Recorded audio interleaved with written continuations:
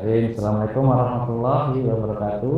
Waalaikumsalam warahmatullahi Selamat wabarakatuh. bergabung kembali Kang Pajak ke acara edukasi perpajakan secara online tentunya melalui media sosial KPU Badora.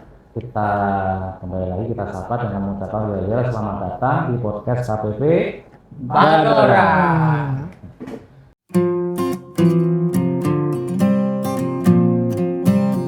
Baik, Kang Pajak, pada kesempatan kali ini ya, izin saya Arif, Senior Pajak di KPU Badora bersama Saya Bambang. Oke. Saya Elvan. Ya, akan kembali menyampaikan materi-materi terkini ya yang mungkin saat ini menjadi ini ya masih tentang pertanyaan kita bersama terkait bagaimana sih aturan-aturan perpajakan, bagaimana apa saja sih fasilitas ataupun yang harus kita lakukan supaya perpajakan bisa dilakukan. Mungkin kita bahas apa nih Mas Bang? Hari ini kayaknya kita bahas masalah yang mungkin ringan-ringan saja ya Mas Evan ya, yaitu terkait sertel atau sertifikat Elektronik. Mungkin bahasanya cukup ringan, tapi sebenarnya ini merupakan sesuatu yang vital gitu ya. Betul Sesuatu yang penting ya, karena kita ketahui kan pajak ya. Dalam pelaporan kewajiban SPT kita, baik SPT masa, SPT tahunan, kemudian semua layanan perpajakan saat ini sudah hampir semua ya kita lakukan atau dilakukan melalui atau secara elektronik. Nah, ada yang masih manual nggak pelayanan kita nih? Saya rasa sudah ada ya. Masih ada, tapi sebagian besar sudah pindah ke elektronik. Nah, dalam pelaporan SPT tadi, dalam pembelian pelayanan yang dilakukan secara elektronik, maka ada salah satu persyaratan kunci kan pajak, yaitu apa? Kita memiliki sertifikat elektronik. Ini juga mungkin bagi kawan pajak yang sudah lama, yang sebelumnya telah memiliki ya sertifikat elektronik, juga ada beberapa kemarin pertanyaan Mas Bambang masih menanyakan, ternyata gitu kan sertifikat elektronik itu ada masa berlakunya, sehingga kemarin ada wajib pajak yang mungkin terlambat barangkali ya, sudah expired, belum sempat perpanjang gitu ya, kemudian ada kesulitan ya melaksanakan kewajiban pajak. Ini saya rasa nanti kita akan kupas habis dengan pakar-pakar kita, Mas Evan, pakar-pakar sertel ini. Kita kupas ya, mulai dari apa sih yang dimaksud dengan sertel, siapa yang bisa menggunakan atau yang wajib menggunakannya gitu kan, dalam hal apa saja bisa digunakan gitu kan. Kemudian terkait jangka waktu dan sebagainya nanti kita akan kupas tuntas dalam kesempatan kali. Nah, pertama kita tanyakan dulu secara umum nih, apa yang dimaksud dengan sertel? Mungkin bagi teman-teman atau teman pajak masih ada yang belum pernah ya mengenal yang disebut dengan sertel. Silakan Mas Bambang atau Mas Evan. Sertel, serabi telur Pak. Bukan ya? Ya baik. Masih ingat sarapan tadi bagi Mas? Ya kawan pajak, sertel itu singkatan dari sertifikat elektronik ya, atau digital sertifikat bahasa kerennya nih Pak Arif. Tanda tangan elektronik sama juga nggak? Ya, jadi ini adalah berupa sertifikat Pak Arif yang bersifat elektronik, yang memuat tanda tangan elektronik dan identitas yang menunjukkan status subjek hukum para pihak dalam transaksi elektronik yang diselenggarakan atau dikeluarkan oleh Dirjen Pajak ataupun penyelenggara sertifikat elektronik lainnya. Jadi bahasa sederhananya sertifikat elektronik adalah pengganti tanda tangan bahasa elektronik seperti itu ya. Betul sekali Pak Arif.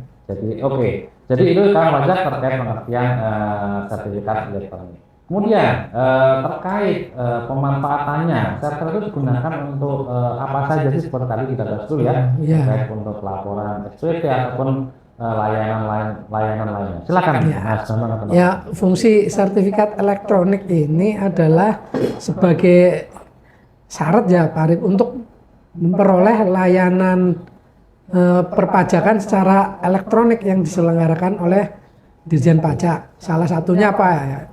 Pertama adalah permintaan nomor seri faktur pajak nih Pak Arif. Itu perlu sertel ya. Ya. Jadi mungkin bisa diberikan pelan-pelan nih biar karena pajak dipahami. Jadi ketika ada satu wajib pajak dibukukan sebagai PKP dan sudah melakukan aktivasi akun PKP-nya.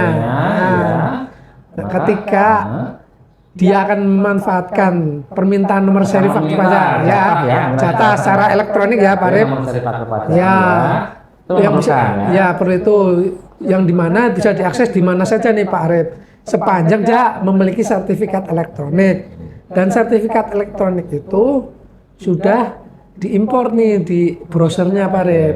Itu teknisnya seperti itu. Teknisnya ya. seperti itu ya. Jadi kawan pajak ini untuk meminta nomor seri faktur pajak melalui ini Pak. Innova tadi ya. Innova itu elektronik nomor ini Nomor e-faktur faktur, ya, ya. nomor fakturnya itu di situ. Oke, satu itu. Nomor seri faktur Ya. pajak keluaran. Oke, berikutnya. Kemudian untuk pembuatan faktur pajak secara elektronik Pak Rep, Ya. di mana pembuatan ini melalui aplikasi e-faktur.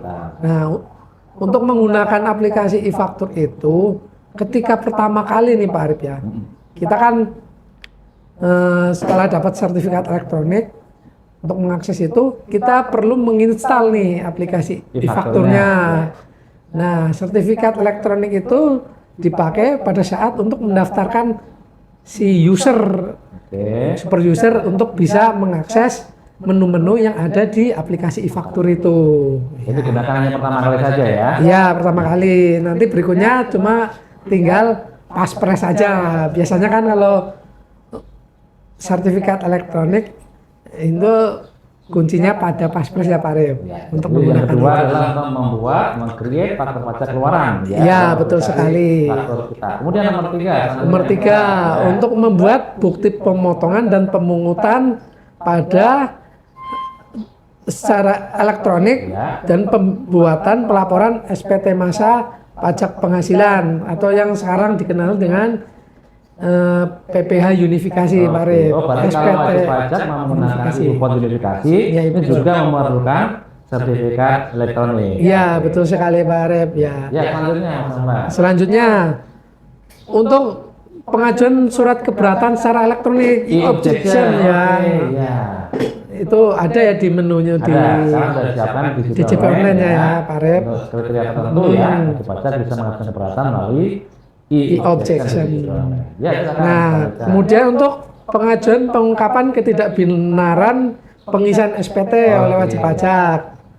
Berikutnya pengajuan pengungkapan ketidakbenaran perbuatan wajib pajak secara elektronik. Oke, jadi pasal 8 dan 4 dan pasal 3 Undang-Undang KP kita ya. Iya. Terkait pengungkapan ketika sedang diperiksa atau diperiksa bukti permulaan ya. Oke, jadi intinya ketika kita akan mengungkapkan tadi juga memerlukan sertifikat. Ini info baru nih Mas Elvan nih. Iya. Saya tadi cek-cek di layanan online, mungkin saya belum update lagi apakah sudah tersedia. Nanti kita kembali cek ya apakah layanan-layanan yang terbaru ini yang mungkin karena saya juga belum ini sudah tersedia atau belum, atau mungkin secara regulasi sudah disiapkan. Suatu saat nanti sudah disediakan di digital online, langsung kita bisa Pakai. gunakan. Iya, silakan Mas Anda. Kemudian untuk layanan perpajakan secara elektronik lainnya. Nah, apa tuh Ini contohnya? contohnya itu IPBK Pak Rep. Oh iya. Jadi sudah berapa persen nih PPK kita, permohonan PPK yang masuk secara online Mas Bambang nih, KPP Badora nih? Kalau Badora yang mungkin Sekitar- baru masih sedikit, mungkin sekitar 15-20% lah Pak Rep. Ini sekalian mungkin ya Mas Iya. mengingatkan nih kepada kawan pajak nih, jika kawan pajak merupakan terutama ya wajib pajak di KPP Badora mengajukan pemindahan berkuas, ya silakan diajukan melalui IPBK tadi ya supaya lebih mudah, lebih simpel dan tadi memerlukan server tentunya supaya kita bisa mengajukan secara silakan Mas Bambang selanjutnya. Nah, itu aja sih Pak Rip untuk kegunaan sertifikat elektronik ini. Oke. Boleh saya Iya. tambahkan mungkin. Ya, silakan Mas Bambang. Ini ahli-ahli besar kali ini. Silakan Mas Bambang. Kawan pajak, jadi secara simpelnya mungkin Pak ya. Ya. Secara simpelnya itu kan Sertel ini dipakai untuk akses layanan DJP sebenarnya Pak ya. Oke. Untuk akses layanan DJP ini untuk sementara ini yang ada kan untuk layanan online DJP kan semua di pool di DJP online Pak ya.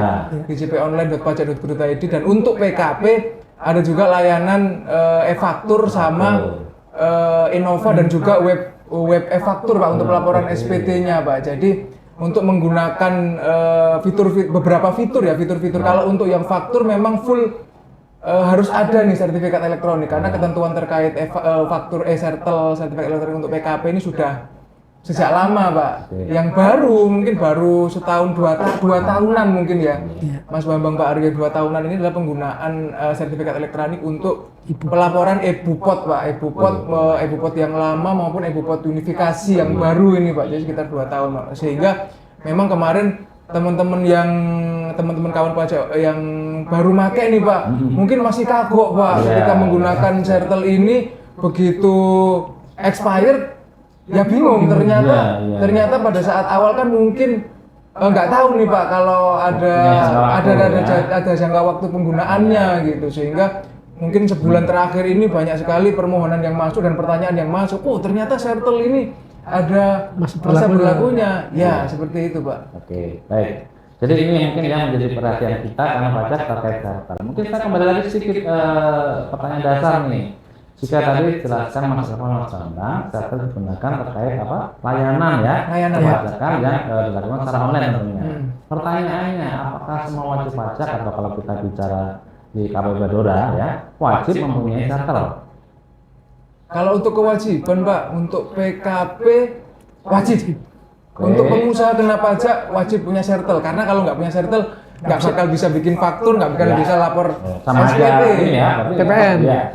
Terus. Kemudian untuk orang pribadi, ini orang pribadi loh ya Pak. Untuk orang pribadi apakah membutuhkan sertifikat elektronik? Sebenarnya kalau kita bilang sih hukumnya menjadi sunnah mungkin Pak ya. Nah, jadi boleh meminta boleh menggunakan sertel, boleh tidak menggunakan sertel karena untuk orang pribadi kan untuk fitur-fitur pelaporan SPT OP nih Pak 1770 khususnya karyawan tadi ya misalnya. Tahunan yang karyawan yang SPT tahunan tadi memang sampai dengan saat ini belum membutuhkan sertel untuk melakukan pelaporan gitu. Cukup EVIN gitu ya.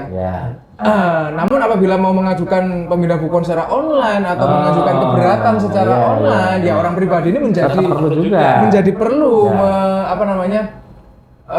sertel ini gitu untuk memohon sertel ini. Kemudian untuk wajib pajak badan selain PKP, nah kalau di Badora ini ya menjadi wajib Pak, karena untuk pelaporan SPT 23 SPT masanya yang ibu ini kan menjadi wajib dilaporkan secara online elektronik Pak, sehingga ada lagi opsi betul untuk di KPP Badora tidak ada lagi opsi wajib pajak badan melaporkan SPT masa pasal 23 dan teman-temannya gitu ya. Kayak 2 itu butuh sertifikat elektronik sehingga di Badora hukumnya menjadi wajib juga nih untuk WP badan mengurus sertifikat elektroniknya Pak. Baik. Mungkin kita ambil garis penanggalahnya ya. Untuk semua wajib pajak badan termasuk BUT di sini ya. Baik dia PKP ataupun non PKP saat ini tentunya wajib ya memiliki sertel. Untuk PKP tentunya kewajiban PPN dan kewajiban pajak lainnya. Sementara yang non PKP karena tadi ya kewajiban untuk pelaporan ibu kualifikasi dan permohonan lainnya juga menggunakan sementara untuk orang pribadi tadi, kalau orang pribadi tadi adalah pengusaha misalnya atau punya kegiatan bebas, tentunya mau nggak mau sama kedudukannya wajib. Tetapi untuk orang pribadi yang berstatus sebagai karyawan ya, maka sesuai kebutuhannya berarti ya. Kalau suatu saat akan mengajukan pemindah bukuan dan sebagainya, tentunya juga memerlukan sertifikat elektronik. Nah ini terkait siapa saja, kalau boleh kita bilang apa ya, user atau siapa atau subjek-subjek mana saja yang wajib mempunyai sertel. Nah ini mungkin sedikit juga terkait teknisnya nih, mungkin bisa dijelaskan bagaimana sih tata cara wajib pajak nih jika sebelumnya wajib pajak baru nih misalnya ya untuk mendapatkan sertel. Syarat-syarat yang harus dipenuhi apa saja, saluran penyampaian permohonan di awal seperti apa. Nah, nanti kalau sudah kita lanjut tentang perpanjangan. Monggo dijelaskan. Untuk permohonan sertel nih Pak, untuk wajib pajak baru boleh dia disampaikan bareng pada saat pengajuan NPWP maupun terpisah nih, misalkan ngurus NPWP dulu, kemudian baru mengurus sertifikat elektroniknya gitu ya. Kalau untuk orang pribadi ya Pak, kalau untuk badan sih sebaiknya ya pas berbarengan aja Pak pada saat pendaftaran. Karena kan mau dari awal harus punya untuk SPT masanya itu Pak. Kemudian syarat-syaratnya yang pertama untuk cara permohonan ya Pak ya. Caranya boleh disampaikan secara tertulis nih Pak. Sebetulnya kalau di ketentuan di PMK di Per 04-nya ya, Dirjen 04-nya itu bisa disampaikan secara langsung maupun disampaikan secara elektronik gitu ya Pak ya.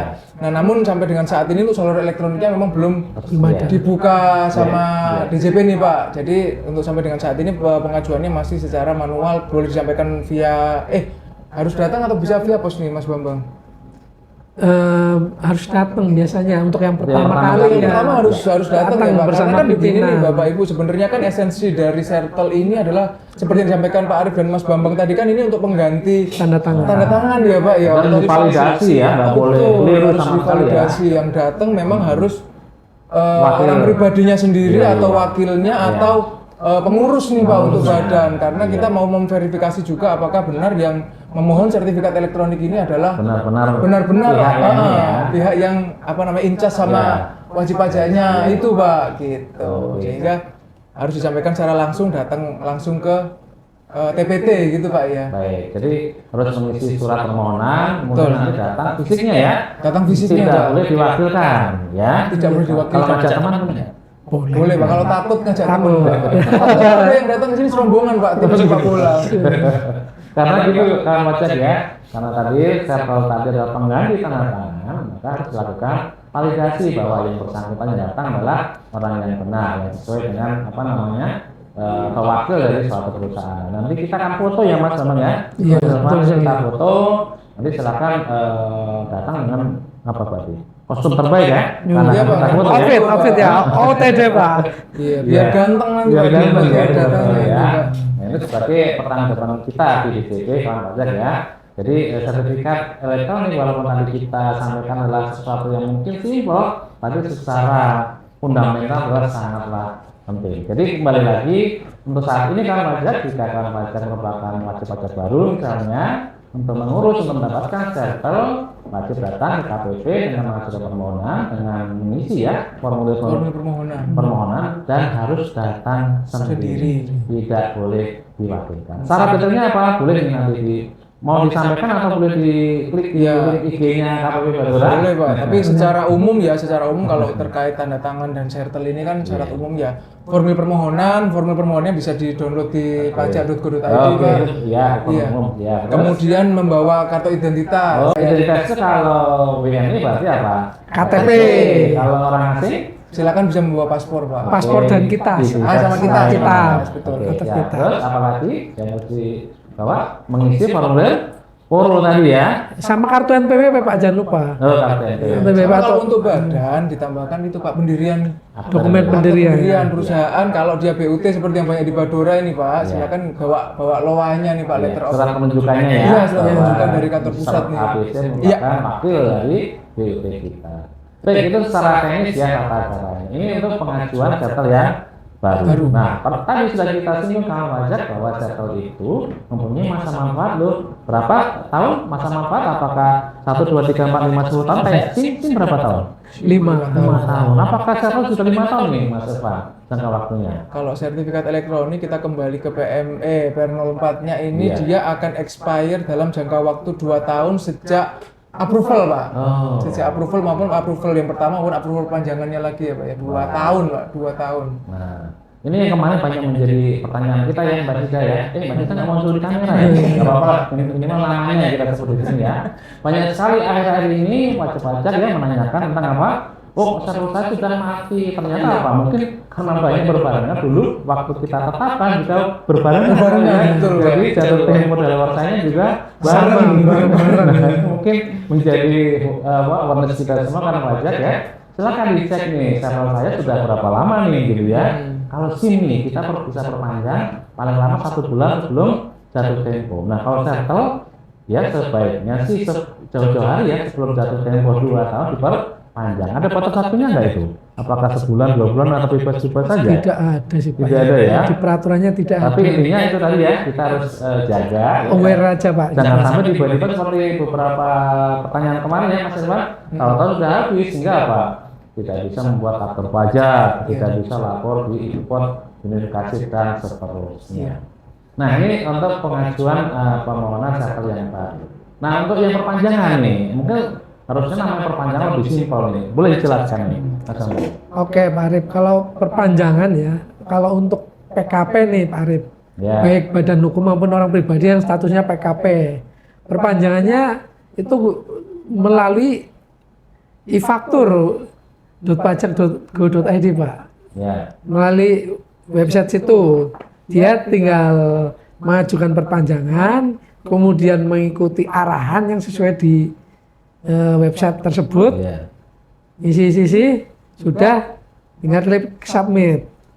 Nah, cuma di sini ada tambahannya ya Pak Arif ya. Setelah mengklik itu, kawan pajak yang mengajukan perpanjangan sertifikat elektronik ini, yang statusnya PKP ya Pak Arif, Ya. ini mengirimkan data poronya Pak Arif ke KPP Badora. Iya.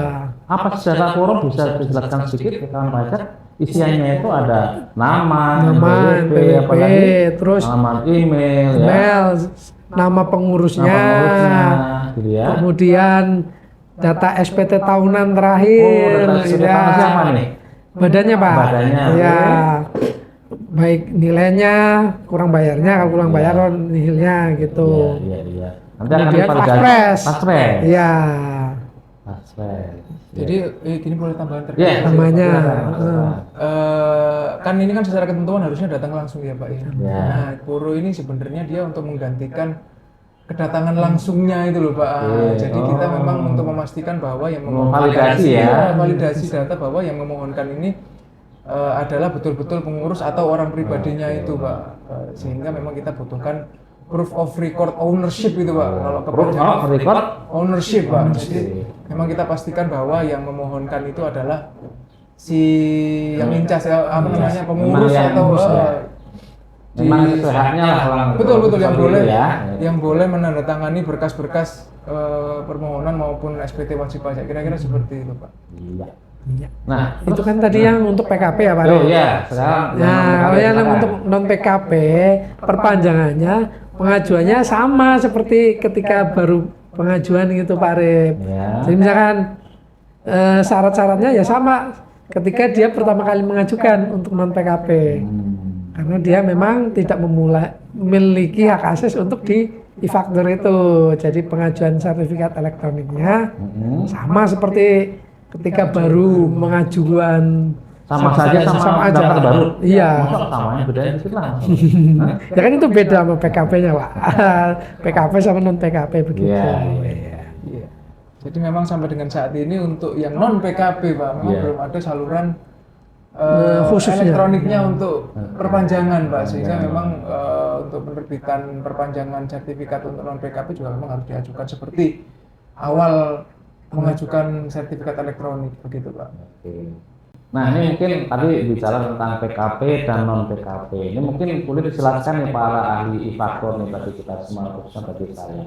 Ini apa hubungannya ya ketika suatu wajib pajak yang sebelumnya non PKP kemudian menjadi PKP? Apa atau tata caranya atau prosesnya nih terkait sertel yang sudah kita punya, kemudian apalagi ketika menjadi bukan di PKP punya akun PKP, punya passwordnya, punya kode aktivasi, punya Paspres. Terus terang ya terkait tadi kita kan bisnis banyak ya, ada NPWP, ada akun PKP, ada passwordnya, ada Paspresnya, karena ada sertelnya. Ini saya suka kebalik-balik nih 5 jenis hal ini. Mungkin terkait seorang PKP yang baru dibuka nih terkait penggunaan kode dan sebagainya termasuk sertel nih. Ini bisa dijelaskan Mas Ilvan.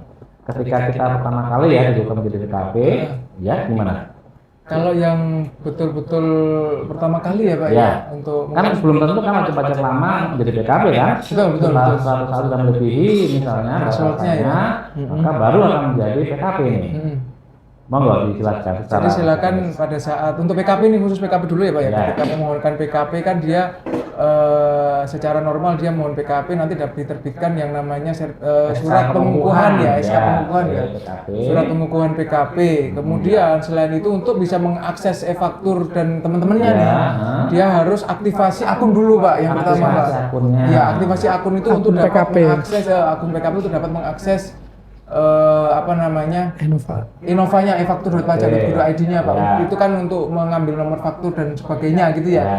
Kemudian setelah aktivasi akunnya selesai, baru nanti silakan mengurus sertifikat elektroniknya seperti itu Pak. Namun apabila sebelumnya PKP ini udah punya apa namanya sertifikat elektronik nih, misalnya nih di teman-teman di KPP Badora kan ada kemungkinan Pak ya belum PKP, tapi namun dia sudah wajib, dia sudah punya sertel nih, nggak apa-apa, sertelnya tidak perlu diurus kembali, silakan gunakan sertel yang sudah ada gitu. Itu juga berlaku untuk yang sudah PKP mungkin Pak ya, ketika sudah PKP namun mungkin selama transaksi ini belum pernah menggunakan e-bupot unifikasi nih misalnya Pak ya. Nah, saya harus ngurus sertel juga nggak untuk pelaporan e-bupot unifikasinya, tidak perlu. Jadi sertifikat elektronik ini adalah satu Pak untuk akses, betul, satu untuk akses mungkin ya. Ini sih harapannya kita juga ke depannya apa namanya DJP online ini nanti digunakan satu akun satu otorisasi untuk semua layanannya gitu. Cukup simpel ya. Cukup simpel sehingga sertel ini ya cukup satu aja gitu Pak. Logikanya kan kalau kita tanda tangan si PKP, tanda tangan di faktur sama tanda tangan di mana SPT-nya kan harusnya kan sama tuh Pak, pengurusnya kan sama nih untuk PKP dan sebelum menjadi PKP gitu, sehingga sertelnya ya nggak perlu mengurus baru. Jadi setelah dapat nanti PKP-nya dia punya NPWP yang awal, kemudian surat pengukuhan PKP, kemudian kode aktivasi nih Pak, kode aktivasi, kemudian sertifikat elektroniknya itu sendiri, seperti itu Pak. Baik. Ya, boleh menambahkan Ya, Arif? Seperti yang tadi sudah dibilang ya, kode aktivasi ya Pak ya. Itu kan kadang suka bingung nih Pak Arif mungkin ya. Kalau kode aktivasi itu dipakai pada saat registrasi user di ini Pak, e-faktur. Pertama kali. Jadi biasanya kan sudah kita masukkan NPWP-nya, nama, kemudian diminta kode aktivasi. Baru dimasukkan sertifikat elektronik ini. Nah, untuk mengakses sertel ini kan tadi Pak Arif bilang Paspres ya. Paspres apa?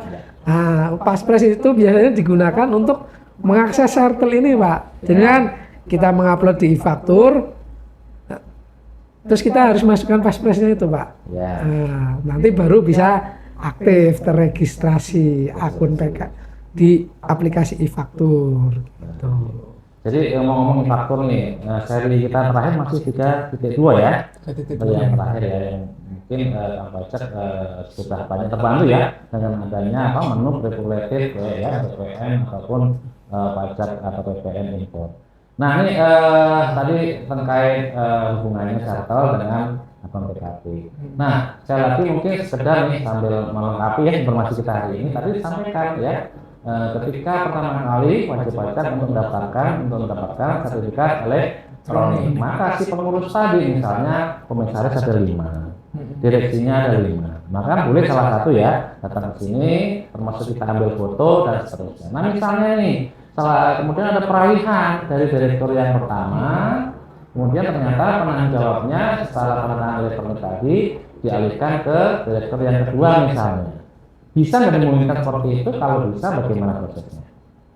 Kalau untuk sertel yang masih aktif, walaupun terjadi pergantian ya, ini untuk PKP ya Pak ya? Ya, PKP. Ya, misalnya untuk PKP, sertelnya tetap bisa dipakai Pak. Cuman nanti ketika di e-fakturnya itu ditambahkan saja nama penandatangan itu direktur yang baru, gitu. Jadi ketika nanti bikin faktur sudah muncul nama direktur yang baru gitu Pak. Sesuai diatur di pada 03 ya tentang pajak ya, bisa dilakukan secara mandiri ya, mandiri ya. Kalau misalkan memang udah mau habis terus ada pergantian ya mending sekalian aja mengajukan sertifikat elektronik yang baru dengan direktur yang baru gitu Pak. Jadi untuk 2 tahun berikutnya itu udah aman lah ya, nggak ada masalah gitu Pak. Jadi boleh saya tambahkan Pak? Ya, secara teknis memang sertelnya yang belum expired itu masih bisa digunakan Pak, meskipun ada perubahan pimpinan gitu misalnya Pak Arif bilang ya. Jadi dia masih bisa, namun memang ada baiknya nih Pak ya, ada baiknya sih diganti sebetulnya ya, supaya nanti kita juga dapat updatean terkait pimpinan yang baru. Namun bisa digunakan apa enggak? Bisa, misalkan masih ada jangka waktu 1 tahun silakan digunakan, namun nanti setelah expired ya silakan diajukan kembali pas saat perpanjangan, kan nanti penandatangannya juga ganti ya Pak ya. Nah ini tadi yang terkait Pak Arif bilang ini terkait sertel untuk PKP ini Pak ya, memang ada fitur yang didapatkan PKP yang tidak ada di non PKP ini Pak. Apa itu? Download sertifikat elektroniknya Pak. Nah ini jadi gini, kalau teman-teman PKP itu kan punya akun di e-faktur pajak Goid itu Pak ya. Nah, ketika nanti misalnya laptop atau komputer yang digunakan untuk biasa transaksi atau pelaporan itu hilang ataupun kena virus kemudian rusak, itu kan hilang semua tuh data sertifikat elektroniknya Pak ya. Nah itu untuk PKP ini dia bisa mengunduh lagi nih Pak untuk sertifikat elektroniknya. Betul. Nanti mungkin kelupaan disampaikan ya. Silakan buka e-faktur.pajak.go.id kemudian untuk mengunduh kembali. Bisa kita ambil lagi sertifikatnya untuk dimasukkan ke browsernya, kemudian dimasukkan ke e-faktur desktopnya gitu Mas Bambang ya. Namun untuk yang non PKP ini sayangnya sampai dengan saat ini belum ada ya Mas Bambang ya. Karena nggak bisa mengakses e-faktur kan. Betul. Sehingga untuk yang non PKP ketika memang itu rusak semua alatnya lagi gitu ya. Silakan ajukan lagi saja ke KPP, ajukan ulang saja sertifikat elektronik. Kira-kira seperti itu Pak. Sebenarnya ada ini juga sih Pak kalau untuk non PKP kan biasanya kita sertifikat elektroniknya kita kirim by email ya Pak. Mungkin supaya mudah nih untuk mencari email yang pengiriman itu kita bintangin atau itu juga kasih tanda ya. Jadi ketika ada kerusakan di server yang sudah digunakan, kita bisa download ulang, ada backupnya di email yang itu Pak. Mungkin seperti itu. Kalau ini bisa dibintangin, kalau WA bisa nggak dibintangin? Bisa. Apa dibintangin supaya nggak mudah lupa, bisa juga ya? Bisa juga Pak. Baik, yang wajar saya rasa perbincangan kita tentang sertifikat elektronik menarik ya. Mudah-mudahan kembali lagi mengingatkan kepada kita ya, baik yang baru mau memperoleh Sertel atau yang sudah mempunyai, silakan dicek kembali apakah jangka waktunya sudah mendekati 2 tahun nih. Jangan sampai pas ini baru kita ngeh ya. Lebih baik sebelum sebulan 2 bulan sebelum jatuh tempo ya, sebelum daluarsa bisa kita ajukan kembali. Nah, dengan penggunaan Sertel yang kita miliki, maka diharapkan ya semua pelayanan perpajakan yang diberikan oleh DJP, baik pelaporan ataupun jenis layanan elektronik lainnya bisa terlaksana dengan simpel, dengan mudah, cukup dilakukan dari tempat kawan pajak masing-masing. Mungkin untuk kegiatan hari ini, edukasi hari ini, saya rasa cukup. Ada tambahan Mas Bambang? Saya menambahkan sedikit ya. Baik kawan pajak, kadang kan ketika kita mendapatkan sertifikat elektronik itu, kita tidak ada pemberitahuan nih kapan expirednya gitu ya Pak Arif ya. Baik untuk PKP ataupun non PKP nih, tidak ada notifikasinya.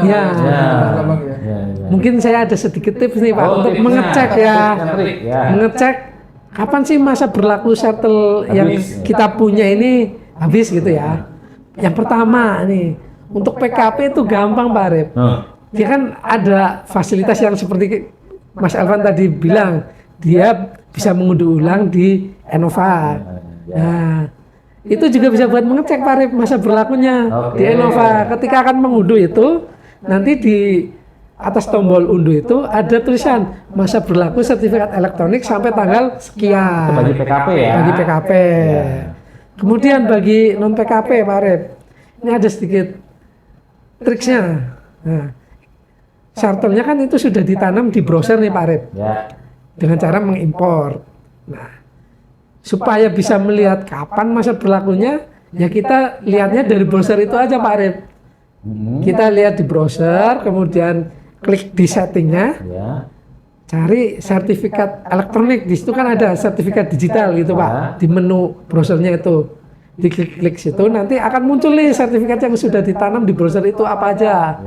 Nah, ketika kelihatan itu, kita misalkan pilih ya salah satu, misalkan ada 2 sertifikat, kita klik di situ Pak. Nanti akan muncul nih masa berlakunya sampai kapan.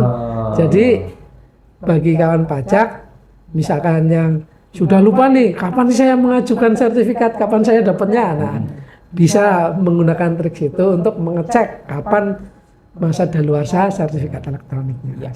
Baik, luar biasa trik dari Mas Bambang kawan pajak, saya rasa sangat penting ya, karena selama ini kita banyak pajak-pajak banyak karena belum tahu nih trik Mas Bambang, mudah-mudahan ini membawa manfaat untuk kita semua. Baik, sekali lagi cukup ya teman-teman. Cukup. Oke, terima kasih sekali lagi untuk join di kegiatan edukasi perpajakan melalui Badora. Terima kasih. Sukses untuk kita semua. Sampai berjumpa di edukasi perpajakan berikutnya dan kita ucapkan wassalamualaikum warahmatullahi wabarakatuh. Terima kasih. Sampai jumpa. Jangan lupa ya, Alexia.